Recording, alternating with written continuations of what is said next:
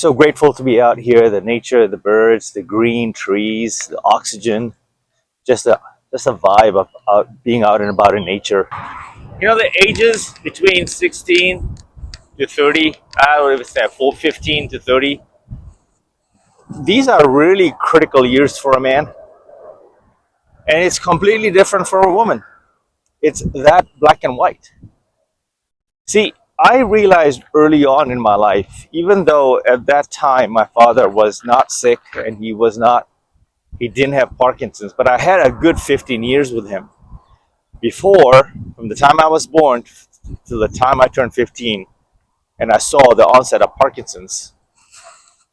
But prior to that, I knew very early on that this guy, my father, is being really tough on me for many good reasons. At that time, I didn't see it, but now I can see how it's all paid off. I grew up in Fiji Islands. I was born there, and I grew up my teenage years in New Zealand, and then, of course, eventually came to the United States around 17, 18, actually.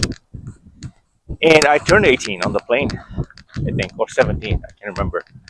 But I, used to wash my father's cars. So we used to do car washes. It was used to be a big deal. But I remember, even in the cold temperatures in New Zealand, we, when we used to hear the sound of the bucket, my father turning on the hose, right, pour the water, filling the bucket up with water, and you would hear the sound of all the car accessories like the polish, the wax. You could start smelling it too, and you knew at any moment now he's gonna call on his sons to come help and clean the car, or cars. In some cases, we had two cars, and I hated it in the beginning. I hated it, but he would keep me honest, and he would give me a rag towel, water, and say, polish all the tires. Polish all the tires. So I would clean all the wheels once you were done. We would clean the car from scratch, and then I would spend a lot of time on the wheels because that's where it's at, right? You're building. Your car wash is not complete until you do the wheels. And so when I finished doing that, I started actually liking it, to be honest. For me, love, that was the greatest joy of washing cars and eventually realizing that this was my favorite activity. There was something about washing the dirt off the car, seeing all the gunk fall off the wheels, and looking at the finished product, how shiny it was. And this is how I got into waxing cars. So come rain, hell, high water, my father would strategically wash his cars, and then we would admire, the finished product. And it was hard work for a little kid. You don't want to do that. You want to go out and do other things, right? But he taught me the process. I saw him very process oriented. When I earned my first dollar in New Zealand as a kid, it was by delivering newspapers. And these bags were really heavy. They were heavy, probably just as heavy as I was. I was a scrawny 110, 120 pound kind of guy, and wasn't lifting weights, and all this, self-improvement thing was far-fetched. I didn't want to do it, but I also realized that, hey, I can earn some cash, and my father once again got me into it. Put me in a very military-like school. I talk about what it's like growing up in New Zealand. You check that video out too. Very tough school, right? So I say all of that, give you some insight, is that as a man, your life is hard coming up. Even as a boy, you don't have any resources. You don't have any muscles. We're not born. Biology does not really favor you unless you really start, getting into sports, and as a byproduct, you start training and working out and exposed to other athletes. But I wasn't really that guy. I was a cricket player in school, but still I was just half in, half out. On the flip side, when I had to go ask my first girl, not even my girlfriend, But my first girl to the prom, it was the biggest mountain. It was a big deal asking a girl out at that age as a teenager, because you got your puberty kicking in, you got your hormones all over the place, and you're trying to figure out, why am I so attracted, thankfully, to the opposite sex, right? And I had a drive, man. Like, I had this drive, this fire to ask every cute girl out, but little did I realize that they were already ahead of the game, because they develop, you know, their biology functions a lot differently. You compare a 15-year-old boy to a 15-year-old girl, pretty different. When you turn 18, way different. By 18, they're sure. I mean, they're still kids, but biologically speaking, she could bear a child at even younger than that, and that used to happen back in the day, way before my time and way before I was born. So when you put it into that perspective, boys, we have to really start. I mean, first, if you have a good parent that instills these good habits in you, you're lucky, because not a lot of parents will teach their sons what it's like to be a man. And it's got to come from the father and the feminine energy as well. So it's complementary, right? But in most cases, it's a single parent household. You know, Let me not go there, because I'm going to go off on a tangent. Um, when it came to myself, I was very lucky and blessed that my father really made me do some difficult things and had me figure it out. I don't think I ever figured it out. In some cases, like in New Zealand, I had to fight my way through being bullied. And then I started realizing, putting two and two together, that life is hard as a man. Like, when I came to New Zealand, those were my ripe teenage years, right? Right at 12, 13, right? And then when I came to America, that was just a whole different ball game, because it's a culture shock. So very chaotic in how we came to America too. There's a lot of turmoil. There's a lot of drama that's behind the scenes there that I talk about.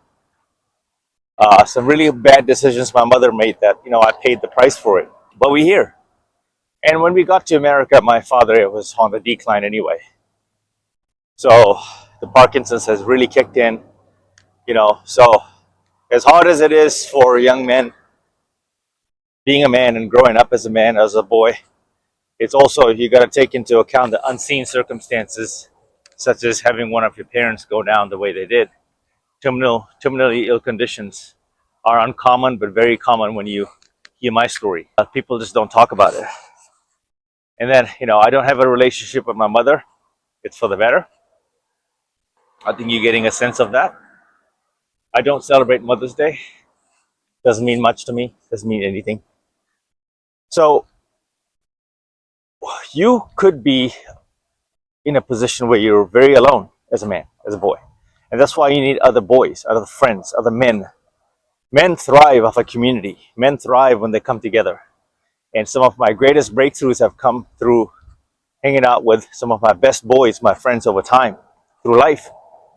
By way of dance, I have a dance background, martial arts, senseis, teachers, and the community that I built there.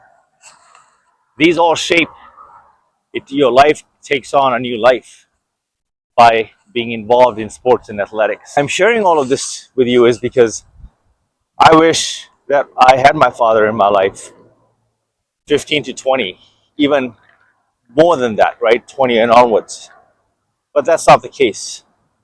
But I knew that there was enough in the tank, enough juice in the tank, and now I need to join other martial arts schools and continue playing soccer, continue to invest in sports, is because that's what he taught me.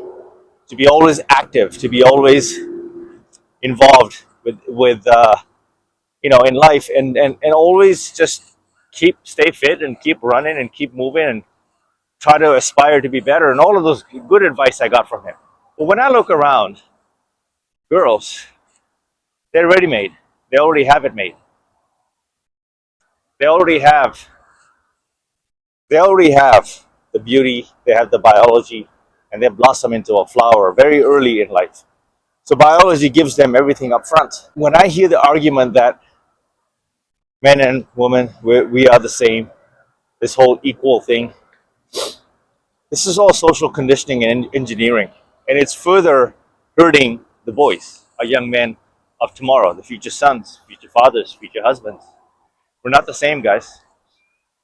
What nobody tells us is these boys is that you're gonna have to work hard. You're gonna have to make sacrifices, and instead of crying, you're gonna need to toughen up. This is not the time to be soft. This is not the time to, have people feel sorry for me or you.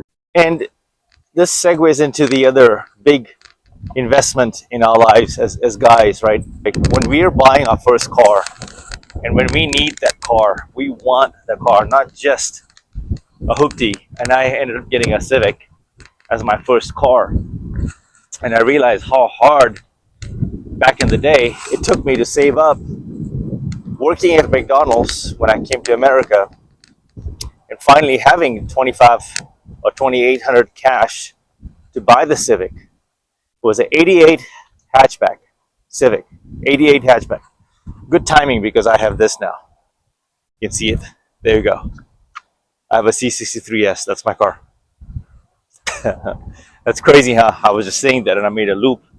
I came around and I'm pointing at that. That 88 hatchback had about 117,000 miles on it, so those Japanese cars can go on forever. They have, I think that was a good investment now when I look at it. So I stuck with Hondas for quite some time thereafter. They're very reliable cars. But again, to demonstrate that it took a mountain, it took a world of an effort, it took so much hard work for me to get there, to finally afford a car. Because my parents were not in a position to buy me one. We didn't come from a household. I didn't come from a household where we had that kind of money, but we saw other kids getting a helping hand from their parents. Obviously, I hold nothing against my parents because, in a way, I got everything I ever wanted later in life anyway. And it's not to take away from their lack of being able to provide me that or no. I think that's just being spoiled. I think you need to learn what it takes to work from the ground up and build that life for yourself. Sometimes you get lucky because your parents actually have cars and they can give it to you, right? It's like a family car, a family tradition, and they're ready to move on to another car, to another vehicle, and then they pass it on to you. So we were not in that situation. Needless to say, we were not in that situation. So when I got my car, I treated that thing so nicely, like that was my Mercedes Benz, and I washed it just like my father taught me. Right, and it's a process, right? Appreciating everything that you have and you've earned through working so hard, right? And the process. So nothing was ever given easy to me. And of course, when it comes to asking girls out, right, that's a big one. Most guys never really, there's no perfect way to do so. I think most men in general don't have the skill sets around conquering social anxiety, but also how to handle social situations and emotions in that sense, is because some of us don't even go out. Some of us are just stuck at home. And as young boys, when you're getting to that age of 16, 17, 18, 19, 20, so forth, is we're experiencing the opposite sex just a little bit more intensely because of we are realizing that, hey, I like her. I like how she smells. I like how she looks. Right? I want to be around her more. And of course, your sex hormones are just all over the place. So when you are going to ask a girl out, it's a big monumental, it's a big deal, guys. It's a big deal. And so some of these girls, most of these girls would start their dating life very early on in their teenage years and be dating older men. And you would wonder, I used to wonder, why are they picking such older guys to date? Well, now I know, and I used to make fun of those older men because some of them weren't really, like, when you look at them, it's like they were so basic. They didn't have the body. They had, the dad bods, but they had the money. They had the resources. But better yet, they had life skills. They were able to teach, and they had the experience. And I can see why these girls would pick them. And so some of these men were in their late 20s to early 30s, while the girls that I knew were, you know, 17, 18, 19, 20.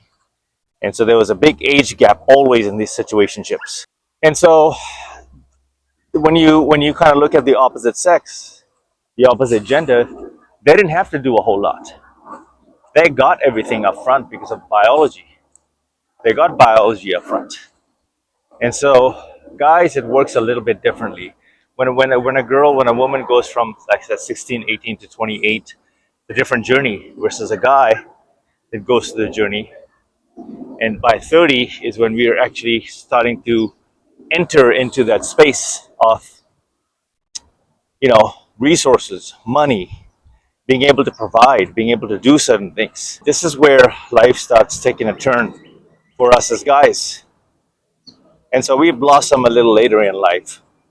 My point in all of this is this is why I'm sharing is that we can't escape the work, guys. This what I'm doing here, this whole 10,000 steps is part of my blueprint. It's part of my DNA. I work out every single day to be my best version, to be able to function this way emotionally, psychologically, physiologically, and being able to put my best foot forward and handling my business. Like it's tough for a guy. This is what we have to go through every single day. The battles, right? Being able to think for yourself. I might continue this in the next video, another video. I'm gonna call it here, and I have another commitment to attend. But outside of this, I hope you enjoyed this quick, lengthy video about why it's tough for a guy between the ages of 18 to 35. To be continued, guys. Till the next video, Mamba out.